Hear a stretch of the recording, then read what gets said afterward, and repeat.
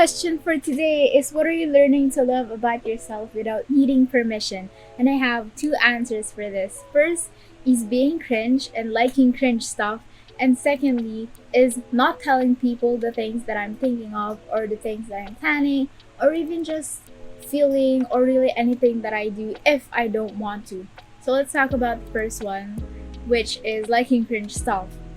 I just recently learned this because before I was always affected by the things that the majority disagrees or agrees on, and I always thought that if I didn't like what the majority liked, then I would be like ostracized, or I would be like seen as a weird, awkward, socially unaccepted person. But recently, I just come across the thing. So just to give the context of the example that I'm gonna give, cringe is very subjective and it's very reliant on what's trending today. For example, what's cringe today may not be cringe the next morning, may not be cringe the next years that are going to pass, and what's not cringe today may be cringe next time. That's like the cycle, really. There's not really anything surprising about that. And then, second, that I like to introduce the term or the character of the context that I'm going to give later on is SB19. SB19 is a popular group now in the Philippines. They're a local P-pop band. They make pop music and just a variety of vibes and a song. So in the story, when I was in elementary, I really liked SB19 when they had a song called Go Up. That wasn't really popular at the time. They were just really low. Like, they're not popular. They just started and they had like 5 fans or like below 10 fans. And then I liked them because of their dances.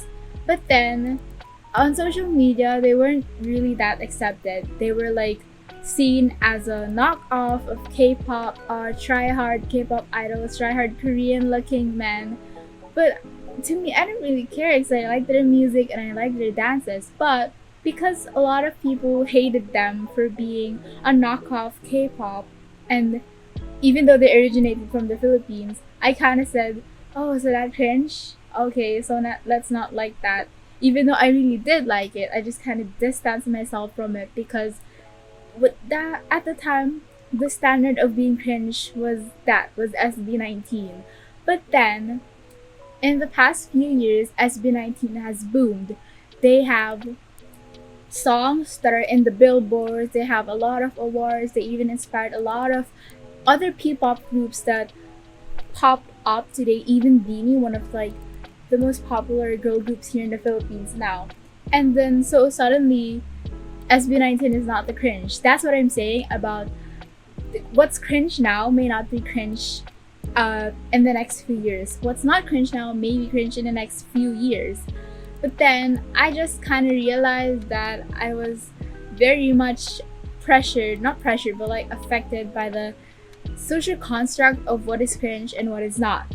Hence, I have learned just recently that I don't need permission from anyone to like things, even the cringe, even what's considered as cringe these days. Because yeah, from my experience, I liked SB19 because they were at the time cringe, and then later on they were boomed and suddenly it's not so cringe.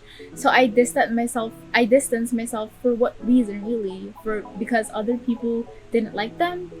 Isn't that so, like, that's not giving yourself justice of what you really want to do or what you really want to like in a group. You're just being pressured by other people. Hence, you lose your own individuality and differences from other people.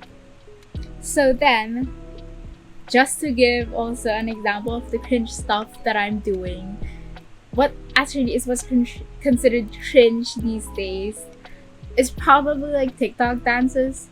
It wasn't as cringe before. I understand that it was much more cringe before in the musical era because I also jumped on the trend before, and now that I see myself the old videos, oh my god, that is so cringe. Why did I do that? Well, it doesn't really matter as long as you're happy and you're not hurting anyone.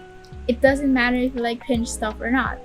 So yeah, right now I like short TikTok dances. They look kind of cringe. Some people make fun of them. Some people say that it's not real dancing, or it's not what you're supposed to do as content.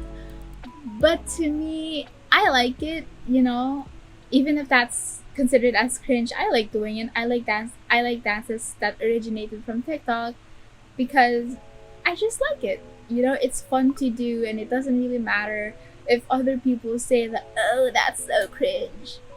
Dude, what? Yeah.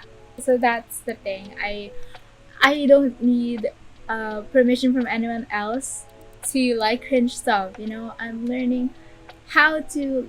Yeah, that's the thing that I am learning how to love about myself. Liking cringe stuff without needing anyone else's permission. Secondly, what did I say earlier? Oh my god, I forgot. Oh, not telling people. So recently, I kind of overshared with someone. Even before not recently, but like even before, I keep oversharing stuff. And I love that about myself. Oh my god, I'm so transparent. I'm not telling anyone about the things that I'm hiding. I'm telling everything because that's how honest I am. But it doesn't feel as comfortable as I thought it would feel like. And I've just recently come across that it doesn't really matter if you don't tell anyone, or if you do tell anyone. I mean, like, it does matter if the thing that you're saying about yourself is something that you want other people to care about, you know?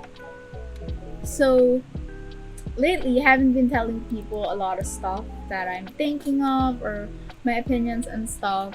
And I thought that I would hate myself, before, when I come across the thought of not telling people everything that I'm thinking of. I kind of feel bad because I feel like I'm not being honest to them, and I'm not being honest to myself.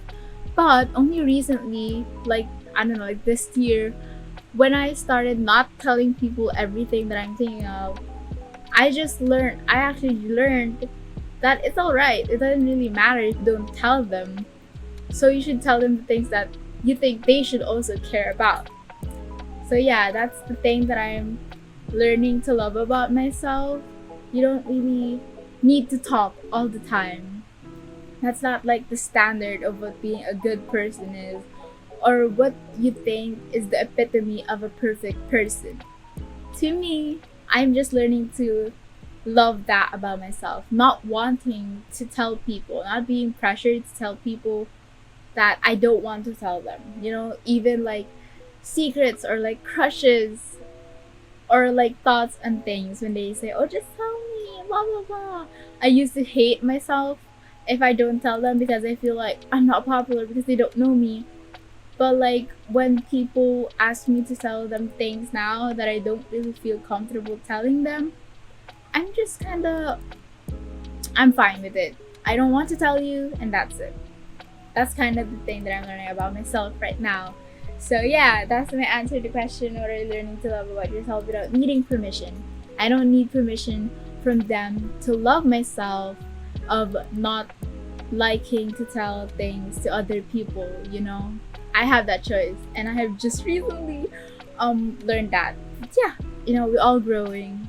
It's I think some people would see that as like surface level of being a normal person, but I just recently learned that.